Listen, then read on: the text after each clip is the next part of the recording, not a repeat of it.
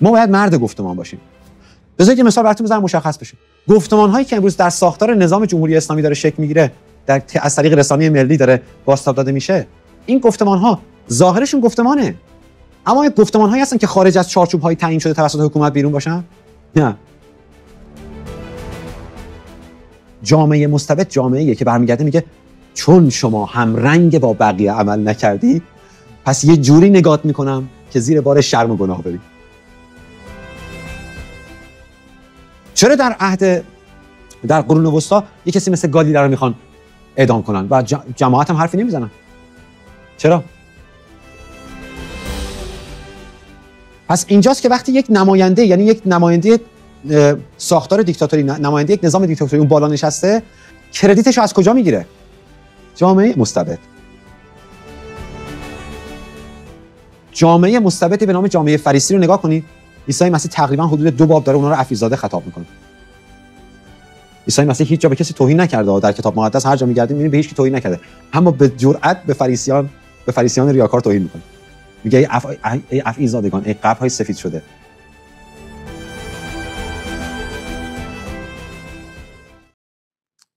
خب خدا رو شکر برای فیض خداوند، برای محبت بیکران پدر و برای مدد و یاری روح القدس و همینطور برای همراهی شما عزیزان که در طول تمام این هفته‌های گذشته متحمل در واقع این حقیر شدیم. اگه خاطر شریفتون باشه، بدون مقدمه میرم سر درس. خاطر شریفتون باشه، ما توی آخرین جلسه که جلسه در واقع پیش بود راجع به نظام استبدادی صحبت کردیم و از این صحبت به میون آوردیم که یک نظام استبدادی، یک نظام دیکتاتوری میتونه چه اثرات و چه در واقع عوارضی در جامعه داشته باشه. و دوباره نمیخوام حالا تکرار مکررات کنم، فایلش هست و اگه دوست داشتین میتونید با مراجعه به اون لینک یوتیوب اون درس رو مرور کنید. اما موضوعی که وجود داره اینه که اگر باز خاطر شریفتون باشه، در ادامه قرار بود که ما بیایم این بار راجع به جامعه مستبد صحبت کنیم. ما یه نظام مستبد داریم که این نظام مستبد میتونه در اختیار حاکمان، رهبران، در اختیار اون در واقع مراجع قدرت باشه، اما یه وقتایی هستش که میبینیم خود جامعه هم یه جامعه مستبد میشه. قبل از اینکه بخوام بحث رو شروع کنم راجع به جامعه مستبد، یه نکته رو باید خدمتتون عرض کنم و اونم اینه که قطع به یقین راجع به مشخصه های یک جامعه مستبد نمیشه در 1 ساعت حرف زد. یعنی شاید به ضرس قاطع و به جرئت بتونم خدمتتون بگم که اگه بخوایم راجع به مشخصه های یک جامعه مستبد و به نوعی در واقع پیامدهای زیست و حیات یک جامعه مستبد صحبت کنیم، شاید خودش نیاز به 7-8-10 جلسه صحبت داره که یه جامعه مستبد میتونه چه عوارضی داشته باشه، میتونه چه پیامدهایی در واقع در جامعه به ظهور برسونه و الی آخر. اما بذارید شروع کنیم از حالا به صورت تیتروار لااقل چند تایی از ویژگی‌های یه جامعه مستبد رو بربشمانیم. حالا دلیل اینه که داریم راجع به جامعه مستبد صحبت می‌کنیم به خاطر اینه که خیلی وقتا هم این پتانسیل وجود داره، این استعداد، این حالا نمیدونم چه لغتی، این زمینه وجود داره، این بستر وجود داره برای اینکه خود کلیسا هم تبدیل به یک جامعه مستبد بشه. نه فقط اینکه کلیسا مثل قرون وسطا از رهبران مستبد برخوردار باشه، یا حتی همین الان در حال حاضر بعضی از کلیساها، بعضی از نظام‌های کلیسایی در واقع ذیل حاکمیت یا ذیل بهتره بگم رهبری یک رهبر مستبد هستن، بلکه گاهی وقتا خود جامعه کلیسایی هم جامعه مستبدی میشه و برای همین نیازه که ما ببینیم که یک جامعه مستبد، یک جامعه‌ای که استبداد زده است و در دل خودش دیکتاتور معابه، این جامعه چه ویژگی‌هایی داره. چند تا از ویژگی‌ها رو من میشمارم ولی روی همشون عرض کردم به صورت تفصیلی فوکوس نمی‌کنم، فقط تیتروار خدمتتون عرض می‌کنم و شاید روی 1-2 تاشون که خیلی به زعم خودم مهمتر بودن، روی اون 1-2 تا یه مقدار بیشتر در واقع مانور بدیم و توضیحات بیشتری رو پیرامون اون 1-2 تا مؤلفه خدمتتون عرض کنم. ولی عرض کردم تشویقتون میکنم که خودتون اگر در واقع علاقه‌مند بودین و تمایل داشتید برید حتما سرچ کنید. اگه دوست داشتید میتونید با من منابعی رو به شما معرفی کنم که راجبه یه جامعه مستبد بیشتر بدونیم. در همین ابتدا به ساکن خدمتتون بگم که خطرات یک جامعه مستبد گاهن به مراتب بیشتر از یک نظام مستبد. یعنی یه جامعه مستبد به خاطر اینکه در واقع سطح کلانی از حیات انسانی رو در بر میگیره، برای همین به مراتب میتونه خطراتش خیلی بیشتر باشه. یکی از مهمترین ویژگی‌های یک جامعه مستبد اینه که ارزش‌گذاری‌های یک جامعه مستبد بر اساس در واقع دو مقوله شکل میگیره.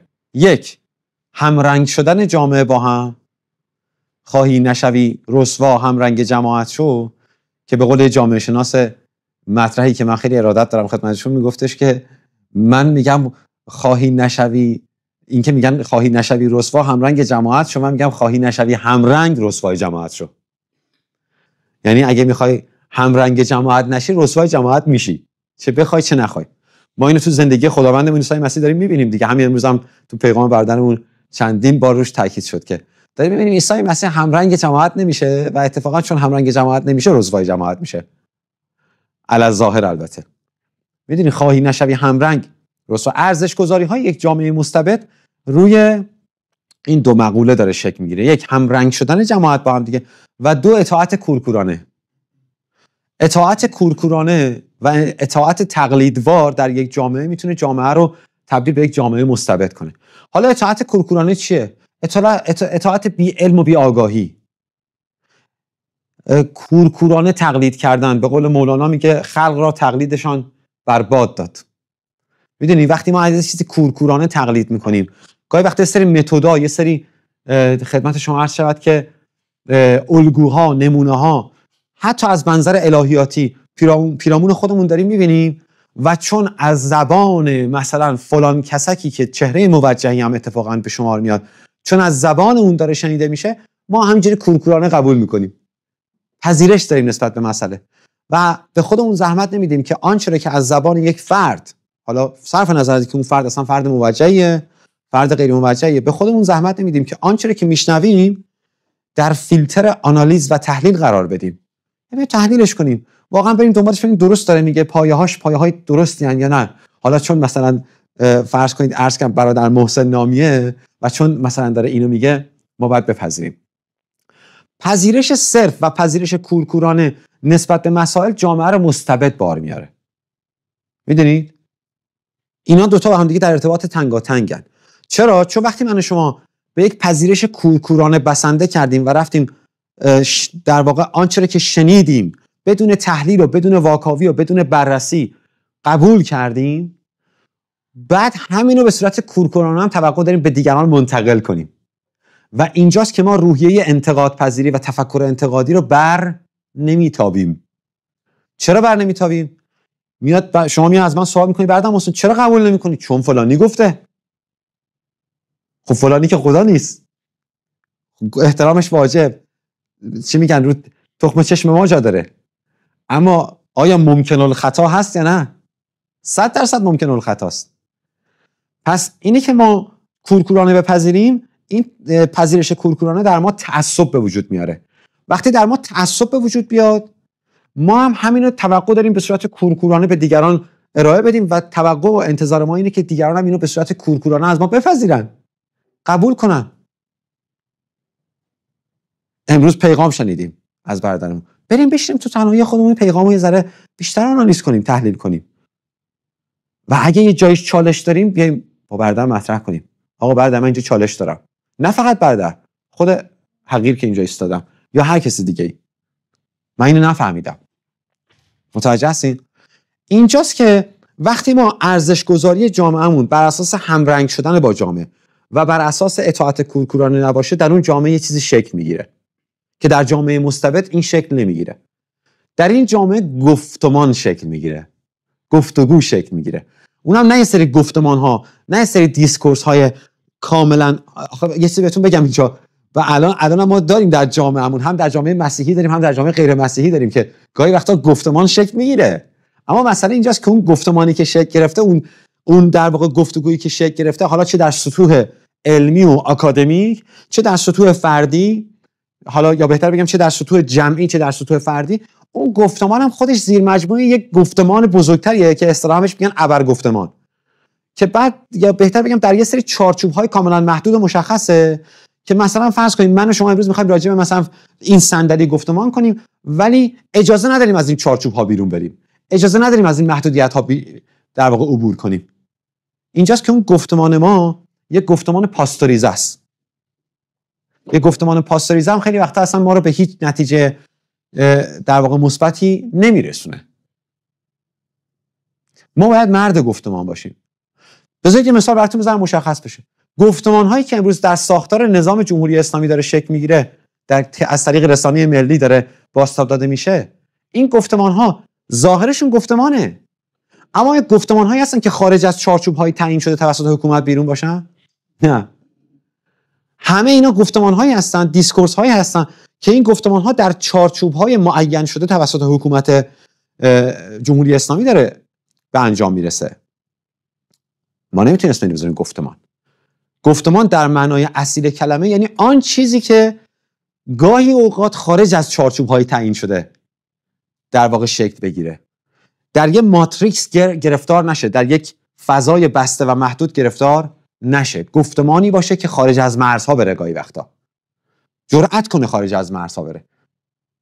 اگه من بخوام امروز به پیغامی که امروز شنیدم از این منظر نگاه کنم، میبینم که یک گفتمانی داره شکل میگیره بین یایروس و بین عیسی مسیح، که عیسی مسیح داره به یایروس اینجوری میگه ایمانتو حفظ کن برای اینکه از گفتمانهای پیرامونت عبور کنی، چون گفتمانهای پیرامونتو میگن مرد تموم شد. پس گاهی وقتا من و شما باید ایمانمون رو حفظ کنیم برای اینکه از گفتمانهای پیرامون خودمون عبور کنیم.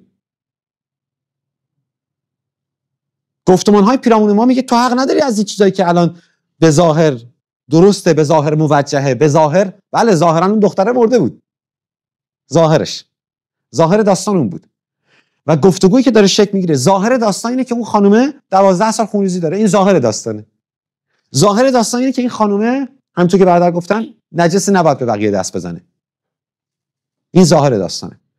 اما عیسی مسیح شخصیتی که اینجا 2 نفر رو به طور خاص داره دعوت میکنه، این 2 نفر هم نماینده من و شما هستن، یعنی من و شما باید تأسیس کنیم به اینا در واقع باید اقتدا کنیم. این 2 نفر رو دعوت میکنه، برای همین هم هست که لج فریسیان و صدوقیان بیرون میاد دیگه. چرا اونا دائما با عیسی کشمکش دارن؟ برای اینکه عیسی مسیح یه فردیه که داره مردم رو دعوت میکنه به گفتمانهای خارج از محدوده‌های معین. میگه بیا به خارج از محدوده‌های معینی که فریسیگری برای تو تعریف کرده، صدوقی برای تو تعریفش کرده، اسنیان برای شما تعریف کردن، ایکس تعریف کرده، ایگرگ تعریف کرده. به اون زن میگه چی میگن؟ کی گفته که تو نجسی؟ کی گفته؟ بیا یه گفتگوی با هم دیگه بکنیم. بیچاره میگه با ترس و لرز نزدیک شد. دیدی کلام خدا واقعا خیلی خوب این جزئیات رو به تصویر کشیده. دلیل هم داره. میگه با ترس و لرز نزدیک شد.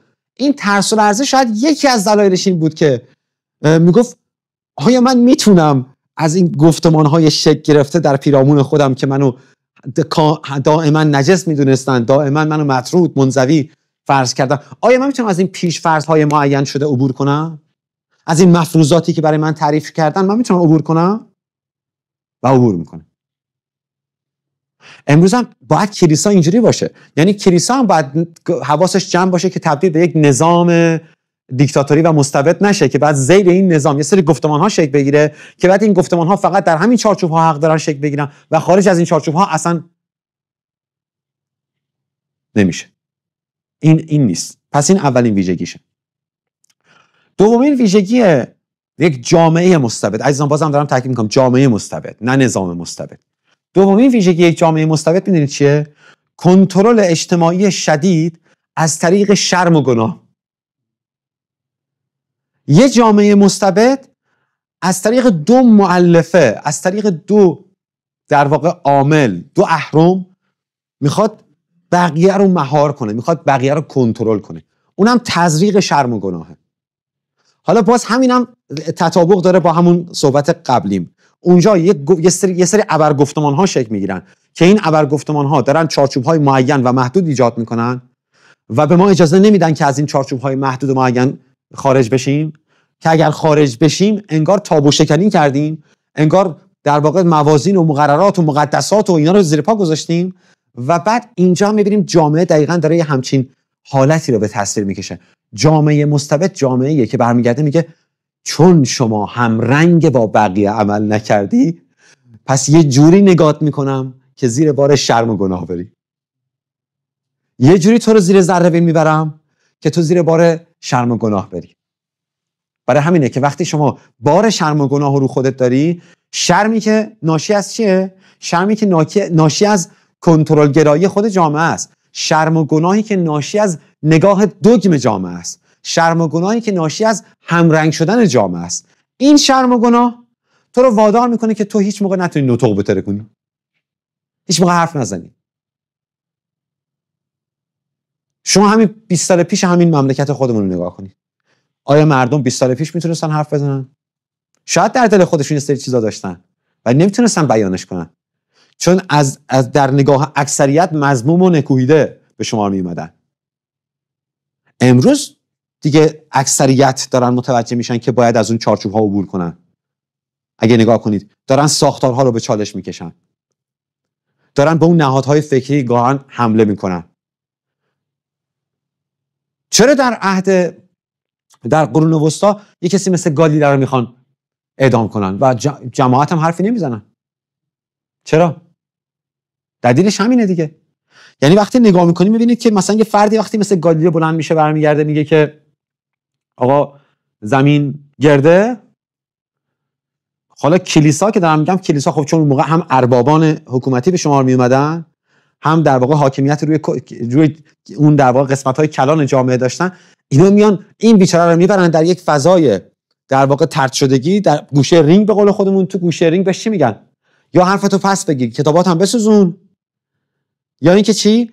از جانب این جامعه دیدید گاهی وقتا الان منبریای مملکت ما میرن بالا وقتی میخوان یه حرکت، یه جنبشی رو در جامعه محکوم کنن، هیچ موقع از زبان خودشون محکوم نمیکنن. میگن ملت، مردم، ملت ما هیچ موقع این کار نمیکنه. میدونید؟ البته اینجا کلمه ملت اشتباهه، میگن امت اسلامی. میدونید؟ پس اینجاست که وقتی یک نماینده، یعنی یک نماینده ساختار دیکتاتوری، نماینده یک نظام دیکتاتوری اون بالا نشسته، کردیتش رو از کجا میگیره؟ جامعه مستبد. تا مادامی که جامعه مستبده این حرف برای گفتن داره، این میتونه ترک‌تازی کنه. اگه جامعه مستبد نباشه در سطوح کلان، هیچ موقع یک حاکم نمیتونه در اون مبانی و مبادی فکری خودش ترک‌تازی کنه بره جلو. پس این دوتا با هم دیگه در ارتباط تنگاتنگن، زنجیروار. تو کلیسا چی؟ یه رهبر مستبد و یک جامعه مستبد میسازه.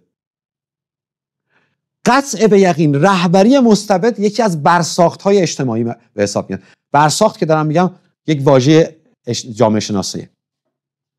یک رهبری مستبد، یک نظام مستبد، یک سازوکار مستبد، یک ساختار مستبد توسط کی ساخته شده؟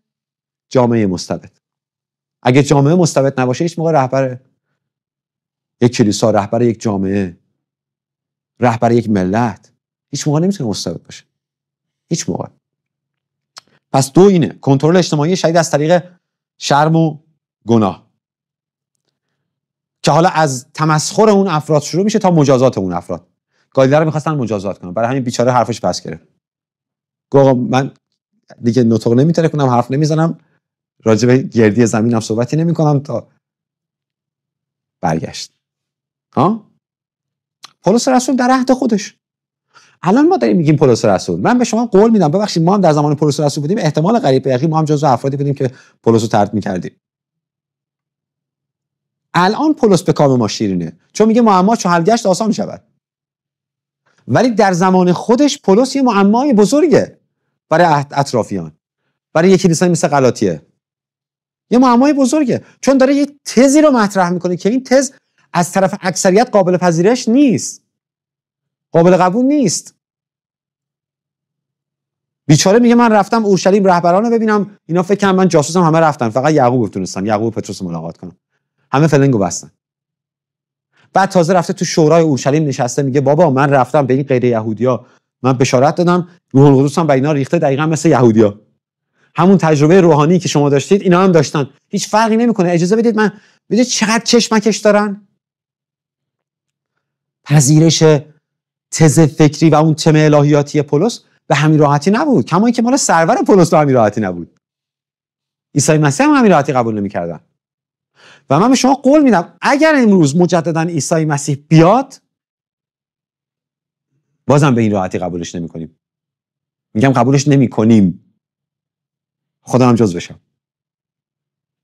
یه داستان زیبایی داره داستایوفسکی در کتاب برادران کارامازوف، خیلی زیباست. اگه آدرسش اشتباه نگفته باشم، من گفتم سر این آدرس‌ها گاهی وقتا من رفرنس‌های اشتباه میدم، ولی فکر می‌کنم در رمان برادران کارامازوف خیلی داستان قشنگیه. داستان این گونه شروع میشه. حالا ای کاش میتونستم الان خیلی سریع بیارمش، توی نوتام هست ولی بخوام بگم دوبارش خیلی طول میکشه. میگه که عیسی مسیح در قرون وسطا، در اون بحبوحه تفتیش عقاید و کشت و کشتارهایی که کلیسا داشت انجام میداد، عیسی مسیح بر اسقف اعظم ظهور کرد و در میدان شهر بر مردم ظهور کرد. اسقف اعظم وقتی که دید عیسی مسیح در میدان شهر، البته یک داستان تراژیک ساختگی نه که واقعا این اتفاق افتاده، در واقع داستایوفسکی میخواد از درد اون جامعه حرف بزنه. میگه عیسی مسیح در میدان شهر ظهور کرد، یعنی بازگشت ثانویه اتفاق افتاد، بعد رفت در میدان شهر و میگه اسقف اعظم بعد از شاروخ اومد چیکار کرد؟ اومد عیسی مسیح رو دستگیر کرد، برد و انداخت زندان. بعد وقتی که برد انداختش زندان، جملات خیلی زیبایی میگه. حالا اگه فرصت شد جلسه بعد این جملات رو میخونم از روی متن خود داستایوفسکی، خیلی زیبا میگه. ولی تا جایی که ذهنم یاری میکنه برمیگرده بهش میگه که ای عیسی، تو کاری رو که بعد انجام بدی همون 2000 سال پیش انجام دادی، تموم شد و رفت. از اونجا به بعد دیگه به تو هیچ ربطی نداره. اریکه قدرت رو به ما سپردی، لطفاً زحمت رو کم کن و برو. در غیر این صورت فردا همین گله عزیزت دستور میدم که این گله عزیزت دوباره تو رو صلیب کن. این واقعیته. این یه واقعیته. ما گاهی وقتا اگر عیسی الان بیاد ظهور کنه بر ما و بر ضد منافع و مواضع و بر ضد مبانی فکری و بر ضد آموخته ها و آموزش های ما باشه، ما نمیپذیریم، قبول نمیپذیریم. پذیرشش سخته، تغییر فکر سخته، تغییر روش و تغییر منش سخته. نمیشه بیشتر از این فرصت نیست صحبت کنم. یکی دیگه از مشخصه‌های یک جامعه مستبد سرکوب خلاقیت و ابتکار فردیه. در یک جامعه مستبد خلاقیت و ابتکار فردی به شدت سرکوب میشه. باز تولید استبداد در نهادهای کوچکتری مثل خانواده، مدرسه و محیط کار. یعنی همون استبداد حاکمیتی حالا میاد در نهادهای کوچکتری مثل خانواده، نظام آموزشی، مدرسه، کلیسا، غیر و ذالک باز تولید میشه. و اینا همش عرض کردم توضیح داره. یکی دیگه از مشخصه های یک جامعه مستبد میدونید چیه؟ دوگانگی و ریاکاری در جامعه. یه جامعه مستبد به شدت ریاکاره. یعنی ترود یه جوره، پشت سرت یه جوره دیگه است. خیلی خودمونی دارم میگم. به شدت ریاکاره. جامعه مستبدی به نام جامعه فریسی رو نگاه کنید. عیسی مسیح تقریبا حدود 2 باب داره اونا رو عفیف‌زاده خطاب میکنه. عیسی مسیح هیچ جا به کسی توهین نکرده. در کتاب مقدس هر جا میگردیم میبینیم به هیچ کی توهین نکرده، اما به جرأت به فریسیان ریاکار توهین میکنه. میگه ای عفیف‌زادگان، ای قبرهای سفید شده، ای ظروفی که از داخل کثیفید و از بیرون به ظاهر شسته شده هستید. شما از شیوید و زیره و نعنا و اینا 10 میدید ولی انصاف ندارید. یه جامعه مستبد جامعه ریاکاره. خودش نیست. و بعد حالا میدونید وقتی ما داریم راجع به ریاکاری صحبت میکنیم، ریاکاری ابزار داره ها. ریاکاری فقط در رفتار نیست، گاهی وقتا زبان ما زبان ریاکاره. الفاظی که به کار میبریم الفاظ ریاکارانه است. به بعضی یه برادرجان میگی 60 تا برادرجان میاد بیرون از دهنت، به بعضی هم با کراهت جانشو ادا میکنی. چرا؟ چون این برادرجان یه جایگاهی چیزی داره، اون برادرجان یه آدم ساده است. این نشان ریاکاریه. این دو قطبی بودن رفتار ما رو میرسونه. غیر از اینه مگه؟ اگه من دارم به یه نفر میگم قربونت بشم فلان فلان و چی میگن بادمجون دور قابش میچینم و یه فرد دیگه، چه فرقی میکنه؟ اصلا چالش اصلی مارتین لوتر همین بود با کلیسای کاتولیک قرون وسطا. همین دو قطبی بودن بود دیگه. چه فرقی میکنه؟ یه رهبری نقادانه رو آورد روی عملکرد اونا قرار داد که چرا باید یه عده اون بالا باشن. و میدونید چون یکی از مشخصه‌های جامعه مستبد هم باز حالا در ادامه خدمتتون میگم مقدس پروریه. یه جامعه مستبد مقدس پروره. یعنی یه سری افراد رو تبدیل میکنه به یک بت، میذاره اون بالا، این بت‌ها رو میپرسته، یه سری افراد هم این پشت صحنه حالا شاید یه نیم نگاهی هم از سر لطف و از سر محبت مسیحی بهش بندازن. مارتین لوتر داره اینو میگه دیگه. مارتین لوتر داره میگه آقا جون من همه ما روح القدس رو داریم. کلام خدا داره چی میگه؟ یکی از مهمترین رهبران در واقع نهضت پروتستان آقای زوینگلیه. زوینگلی مشخص ترین چیزی که داره عنوان میکنه همینه. میگه همه ما کاهنینیم. همه ما کاهنین هستیم. کلام خدا داره اینو میگه. ما مملکتی از کاهنان هستیم. اوکی، خدا رو شکر، درسته الان برادر عزیزمون داره شبانی میکنه. رهبری بر عهده ایشونه. خداوند ایشونو به طور خاص خونده برای رهبری. جسارت هم ببخشید. اما در پروسه رهبری برادر همه ما باید رهبری کنیم. همه ما در رهبری برادر باید سهیم بشیم. همه ما. البته این سهیم شدن نه معنی دخالت، به معنای بالا بردن دست. اون اتفاقی که برای موسی افتاد، کالیب و یوشع، یادتون میاد؟ اومدن زیر دستای موسی رو گرفتن بردن بالا. نیازه ما نباید منفک از رهبر کلیسا یک گوشه بشینیم منفعل. میدونید چرا؟ چون یکی دیگه از مشخصه های یک جامعه مستبد، هانا آرنت فیلسوف یهودی خیلی زیبا میگه یکی از مشخصه های یک جامعه مستبد جامعه‌ای که توده‌ایه. حالا کلمه توده‌ای رو براتون معلومه. خیلی خطی بخوام بهتون بگم، وقتی هانا آرنت داره میگه جامعه مستبد یک جامعه توده‌ایه، داره در واقع از دو منظر بهش نگاه میکنه. یک، جامعه توده‌ای یعنی جامعه منفعل و خنثی، جامعه حاضرخور، جامعه که فقط باید تو دهنش بذاری، جامعه مسئولیت ناپذیر. این که من دارم میگم باید در رهبری برادر همه ما سهیم باشیم، یعنی ما باید مسئولیت پذیر باشیم در قبال این کلیسا، در قبال اطرافیانمون. دگر محوری، چیزی که امروز شنیدید، رو به سوی دیگری داشتن. حالا تعبیر دیگه‌ای که آرنت داره از خدمت شما عرض شود که توده‌ای بودن خیلی جالبه. تعبیر دیگه‌ش اینه، توده‌ای، چون توده بهتون بگم یعنی چی؟ توده به جامعه زیر 30 نفر میگن. به یه جامعه زیر 30 نفر میگن توده. مثلا انسان‌های، حالا از لحاظ علمی دارم خدمتتون عرض میکنم، مثلا حدود 50,000 سال پیش وقتی اولین نژادهای نئاندرتال انسانی در واقع که از آفریقا، از شرق آفریقا اومده بودن به سمت اوراسیا، که یه عده رفتن به سمت اروپا، یه عده اومدن به سمت آسیا، اونجا اولین جوامع انسانی به شکل توده‌ای شکل گرفت، یعنی زیر 30 نفر. اولین جوامع انسانی به شکل توده‌ای شکل گرفته، یعنی زیر 30 نفر. حالا وقتی به دنیای حیوانات می‌بینیم بعضی از حیوانات هم مثلا مثل گوریل ها زیر 30 نفرن. اگه بالای 30 نفر باشن جدا میشه.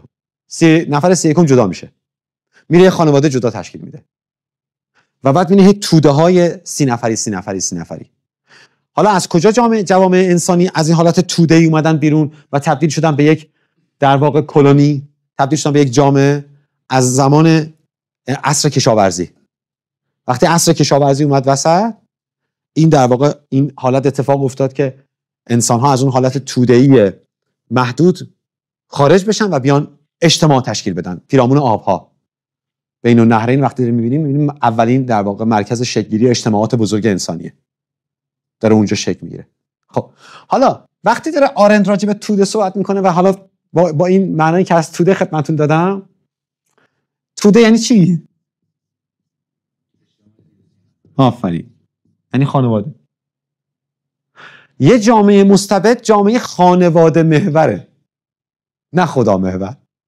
حالا ما یه شعاری داریم تو کلیسا، بعد جا افتاده، بعدم گفته شده، بعدم معنا شده، بعدم فهم شده. میگن 3 تا خیر داریم: خدا، خانواده، خدمت. بعدم میگن خادم خوب اون خادمیه که اول خدا باشه، بعد خانواده باشه، بعد خدمت باشه. خب من یه سوال دارم، ما میگیم خدا، خانواده، خدمت. خب این خدمته به کیه؟ بگیم خدمت به کیه؟ به خدا.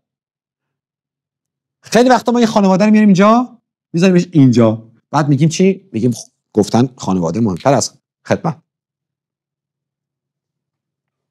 میش توده‌ای عمل میکنیم. بحران به وجود میاد. میدونین چرا؟ خیلی ساده بهتون بگم. بحرانی که وجود میاد اینه که من برادر محسن اولویت اصلی میشه خواسته های خانوادم. خانواده محوری میشم. یعنی اول خانواده، اول نیازهای خانواده، اول اولویت های خانواده، بعد حالا بقیه. اینجاست که یه جامعه مستبد شکل میگیره. میدونید چرا؟ چون من دگر محوری رو در شرایطی دارم اعمال میکنم، در شرایطی دارم بهش بها میدم که این دگر محوری، البته اینجا یه پرانتز بزرگ باز کنم، فکر نکنید منظور من از دگر محوری اینه که من انقدر به نیازهای دیگران برسم که در جهت تضییع حقوق خانواده‌ام قدم، یعنی منجر به تضییع حقوق خانواده‌ام بشه. نه، بحث من این نیست، ولی بحث اینه که از تعادل نباید خارج بشه. نباید انقدر خانواده بلد و برجسته بشه که بعد خدمت محجور بشه، خدمت به حاشیه رونده بشه. میتونم تحمل کنم. ما وقتی به قدیسین کلیسا نگاه میکنیم، خب مثلا مادر ترزا خانواده نداشت؟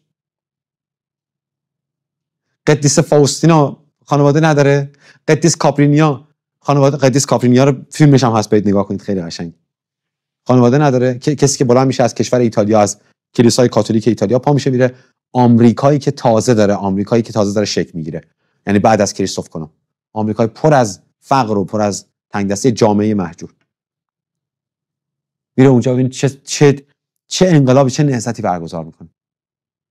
تمام این کانال خوابا رو جمع میکنه. خود عیسی مسیح خانواده نداره؟ خب من نمیشنم برمیگرده میگه برادران و خواهران منم اینن که اینجا نشستن. اونجا چرا برنگشت بگه یه لحظه صبر کنید ببینم مریم چیکار داره، من برم بیرون ببینم مادرم مریم چیکار داره. اول بی توجه نیست، من بازم دارم عرض میکنم بی توجه نیست.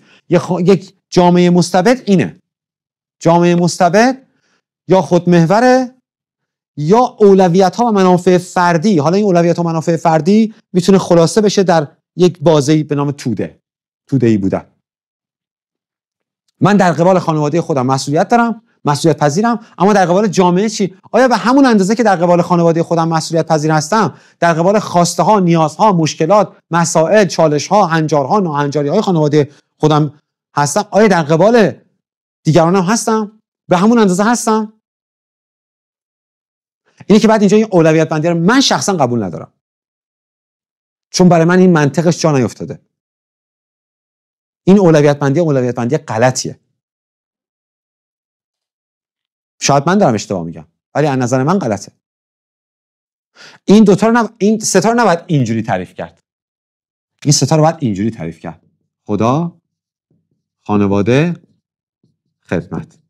در یه راستا، نه سلسله مراتبی، در یک راستا. میدونی این مثل تعریف پدر پسر روح القدسه که ما گاهی وقتا سلسله مراتبیش میکنیم، بعد ناخودآگاه میگیم پدر بزرگتر از اینه.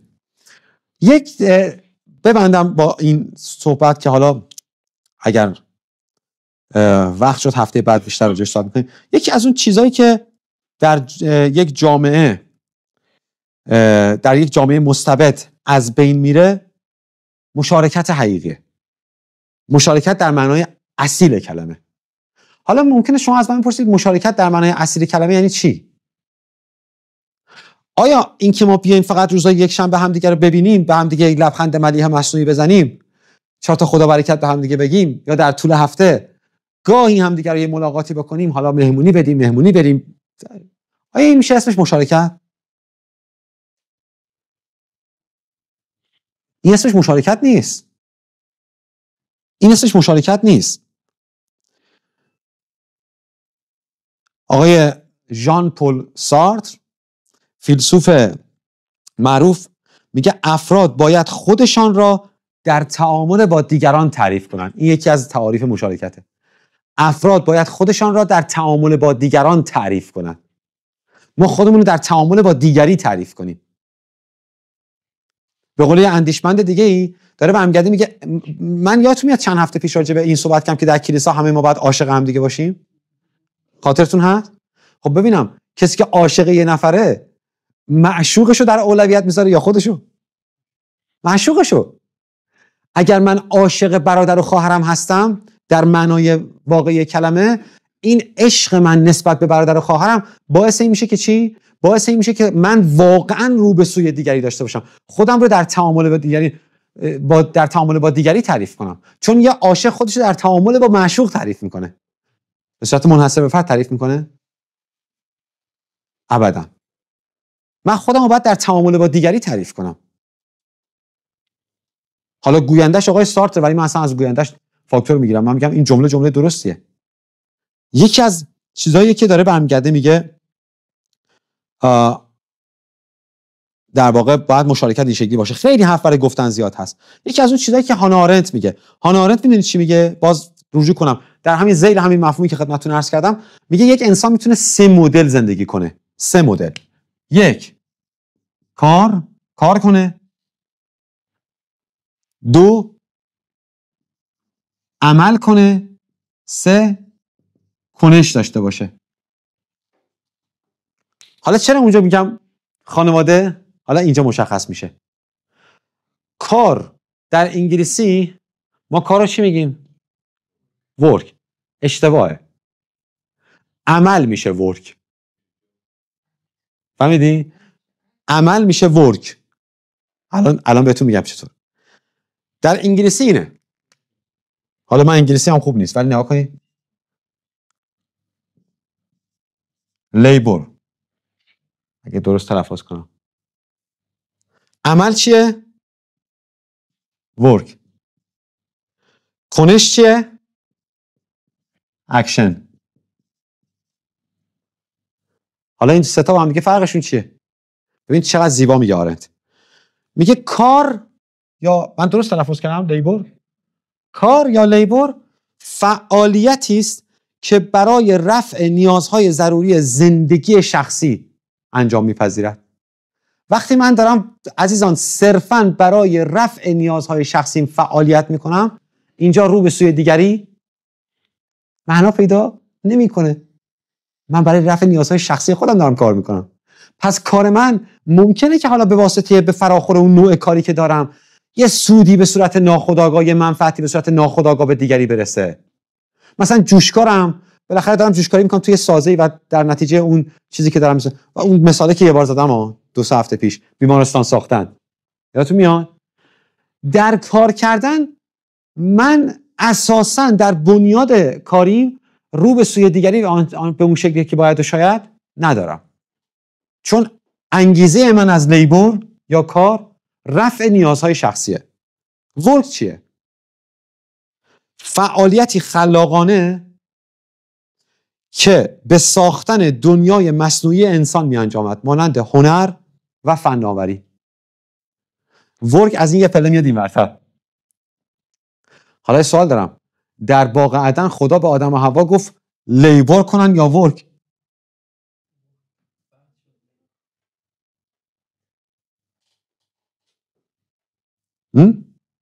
دو تا کلمه بردرفشین اونجا به کار میبره. اوه شما میدونید چی میگه؟ این 2 تا کلمه تو چه مفاهیمی به کار میرن؟ پرستش. در یک کلمه بخوام بگم، در باغ عدن، اگه من اشتباه میگم اصلاح کنید، در باغ عدن انگار خدا داره کارو مساوی میکنه با پرستش. وقتی داره به آدم و حوا میگه بروید کار باغ را بکنید، یعنی این کاری که شما دارید انجام میدید پرستشه. چه نوع کاری پرستش محسوب میشه؟ آیا کاری که فقط صرفا به جهت رفع نیازهای من باشه؟ نه، قطعا نه. اگه من کار میکنم ولی صرفا برای رفع نیازهام، ولی حالا این بغلش هم بالاخره ممکنه یه نفرم از این نمد یه کلاهی هم ببره، این اسمش پرستش نیست. خب حتی اگر عمل من ورکه، یعنی در واقع اجرای یک فعالیت خلاقانه است برای ایجاد یک صنعت، هنر، بازم به این شکل نیست. اون چیزی که خدا در باغ عدن داره رقم میزنه کنشه، اکشنه. میدونید چیه؟ فعالیتی که به تعامل و مشارکت در امور عمومی مربوط می شود و مهمترین بعد زندگی انسان را تشکیل میدهد. امور عمومی یعنی چی؟ یعنی من دارم بیمارستان میسازم و من به این فکرم که همه در تعاملی که من باشون دارم قرار از این عامل منفعه باشه. این فعالیت من قرار عامل منفعه باشه. عامل منفعه بودن، من رو به سوی دیگری داشتنم اینه. اوکی، در اینجا هم یه خلاقیتی شکل میگیره، هنری، صنعتی، فناوری به وجود میاد. اما همین هنر و صنعت و فناوری میاد در اینجا و عامل منفعه میشه. ما وقتی زندگی فرد محور و توده‌ای داشته باشیم، برای ما فرقی نمیکنه که در دنیا داره چه اتفاقی میفته. دغدغه من نیست که امروز تو دنیا داره چه اتفاقی میفته. منم به این جریان سیر خروشان دنیا تن در میدم. من اینجا رو گرفتم. خیلی هنرمند باشم اینجا رو گرفتم. اگه بی هنر باشم خودم رو تنها گرفتم. اگه هنرمند باشم فقط خانواده. بقیه چی؟ ما همه توی قایقیم. همه توی کشتی هستیم. همه توی سیر خروشانیم. واکنش نشون میدیم به این جریان مصرفگرایی که الان اتفاق افتاده؟ نه، ما هم مصرفگرا میشیم. حالا ته تهش ممکنه که مثلا ما یه ذره مجزا و منفعل عمل کنیم، ما نشیم. کمتر مصرف کنیم. این جریان نمیدونم فرض کنید سیر سعودی تبلیغاتی که در جهان شکل گرفته، هفته بعد مفصل راجعش صحبت میکنم. چیکار میکنیم؟ ما در بازتاب دادن و منعکس کردن اخبار متواتری که الان داره همینجوری میاد چقدر سهم داریم؟ فوروارد کنم فلانی هم بفهمه. همسو میشیم. یه جامعه مستبد میتونه جامعه باشه که هم رنگن، همه با هم شبیهن، تنوع رو بر نمیتابه، تفاوت رو بر نمیتابه. یه جامعه مستبد ارزش گذاریش بر مقوله اطاعت کورکورانه است. یه جامعه مستبد، بگید کمکم کنید، یه جامعه کنشگر نیست. کار و عمل. خدا شما برکت بده.